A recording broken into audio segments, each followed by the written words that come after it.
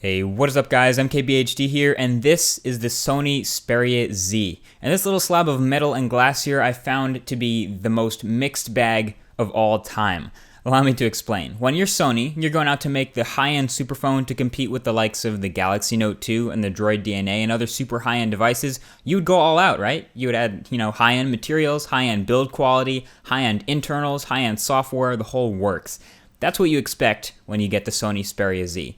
So taking a look at the body itself, it's definitely sexy, you can't take that away from it. It's 7.9 millimeters thin, and it's got a piano black glass finish on the front and the back, so it's nice. There's a 13.1 megapixel rear-facing camera and LED flash on the back, and all around the phone has a pretty solid button layout. The power button itself is a great button. It's really big and easy to press and not too sensitive, which is nice, doesn't go off in your pocket.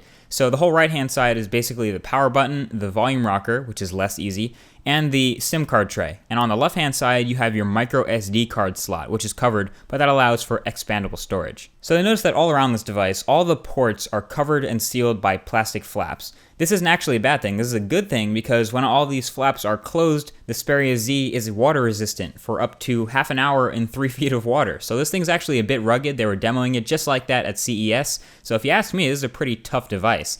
Every single important thing about this device has something hugely awesome about it and something hugely disappointing about it. Everything about this device. So starting, let's take a look at the camera. It's half awesome with a 13.1 megapixel sensor. Extremely fast performance, I noticed. It takes pictures and burst shots very, very quickly. And it can take 1080p HDR video, so the capabilities are really high, and the very intelligent and fast autofocus is really pleasing. But it's pretty versatile, yet the images it produces, especially for landscapes, tend to be pretty soft, with a below average LED flash performance and overall not the best image quality, something comparable with the Galaxy Nexus. So on the software side of things, this guy is running Android 4.1 Jelly Bean, so that's not bad. No word on the 4.2 update, but that is pretty recent. And the positive side is that this is one of the less obtrusive skins on any Android 4.1 device out there. So that's a good start. That's a good sign.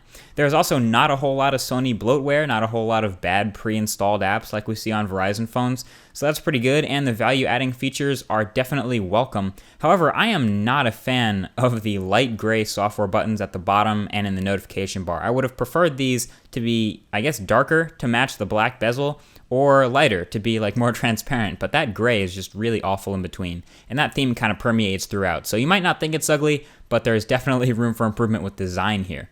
And then there's performance. This thing, in terms of performance, flies. I actually can't take anything away from the performance. Frame rates are constantly high. The thing just powers through the most intensive apps and games without a problem, and that's thanks to the Qualcomm Snapdragon S4 Pro chip and 2 gigabytes of RAM. So it's a quad-core thing, and this just flies. And of course, kills benchmarks, and you can check out how it crushes through data when browsing more image-heavy sites like The Verge. It's very well done. But basically, overall performance is stellar, on par with the Galaxy Note 2, and it's just about as good if you don't count the huge battery in the Note 2. But then you have to look at that display. Now, the Sony Xperia Z has a 1080p display. Yes, it does. 440 ppi, but that is kind of becoming the megapixel count number, and it's extremely sharp and beautiful when you view it head on. And if you're going to be spending a lot of time on a high-end smartphone like this, you do want it to have a sharp, big, beautiful display because you're doing all the looking on the display.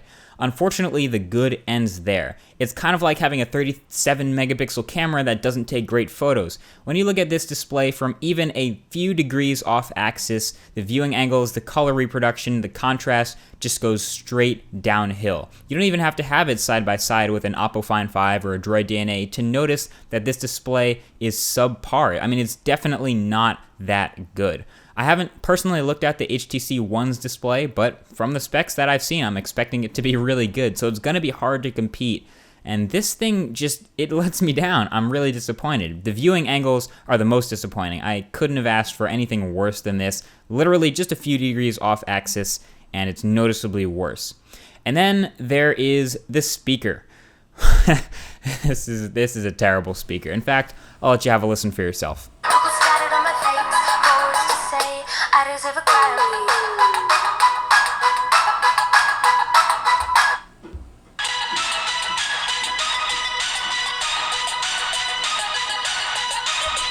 So this Xperia Z has its ups and its downs. Like, it has its really, really high ups and its really, really far downs.